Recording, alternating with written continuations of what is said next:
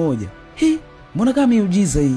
Mida fulani hivi Debbie akamvuta mshikaji wake. Anita akamwambia rafiki yake kuwa anapaswa kuamini kwenye miujiza inatokea kwenye maisha ya kawaida kuliko kujiingiza kwenye umalaya. Anita akasema unapaswa usubiri hadi mwisho wa wiki ijayo. Kama hakutakuwa na miujiza yoyote, basi fanye chochote kwenye mwili wako unachokitaka kukifanya ili upate tu pesa. Debbie akasema anaweza kupata hiyo pesa kwa kuuza mwili wako. Debbie akasema ameongea na Jennifer, akasema ameongea na mjomba wake ili anisaidie, na huyo mjomba wake amekubali, natakiwa nikaonane naye tu Jumapili tuongee. Anita akawa haelewi kabisa, inawezekana vipi akusaidia hivyo tu, kwa sababu alisema pendi kuona wasichana wanauza miili yao kwa sababu ya pesa. Yaani Jennifer na huyo mjomba wake, na bado anajiuza yeye. Debbie akasema sister Jennifer huwa tunamfikiriaga vibaya tu, ameniambia huwa anatoroka chuo ile wakale bata tu, sio kujiuza. Anita akasema yeye amwamini kabisa Jennifer kwa sababu alimshawishi atoroke shuleni. Aliniambia sijui kuna party, lakini najua tu alikuwa ananidanganya, alikuwa anataka mimi nitoroke niende kwa wanaume. Anita akamsisitiza sana Deborah subiri hadi wiki ijayo, lakini Debbie anaelewa sasa, anaona ni mbali sana, anaweza kumpoteza mzee wake. Kama una hofu na mimi, basi nisindikize nikanonane na huyo mtu Jumapili. Mimi siwezi kutoroka, ni kinyume na sheria za chuo. Unajali sheria za shule kuliko maisha baba yake rafiki yako, si ndio? Mwisho Debbie akasema ni msalaba wangu, nitaubeba mwenyewe, nitaenda mwenyewe Jumapili. Kisha kasepa ise. Michelle fulani hivi Anita akamtafuta Deborah na kumwambia kuwa amekubali atamsindikiza. Debbie hakuamini kabisa yani, kwa sababu anaona mambo yake yanaenda kutimia hivi hivi.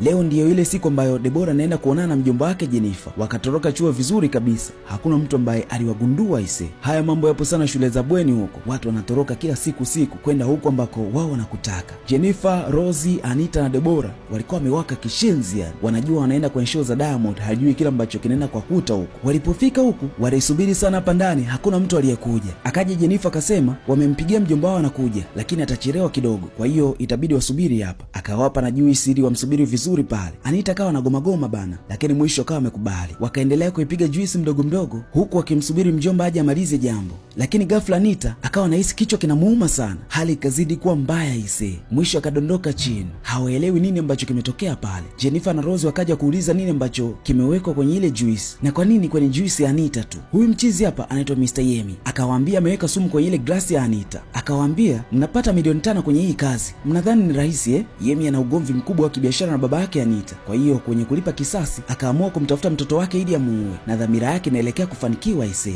Yemi akawaambia kuwa mna nafasi ya kuokoa maisha yake, lakini mjue tu kuwa mkifanya hivyo hamtapata hiyo milioni 5.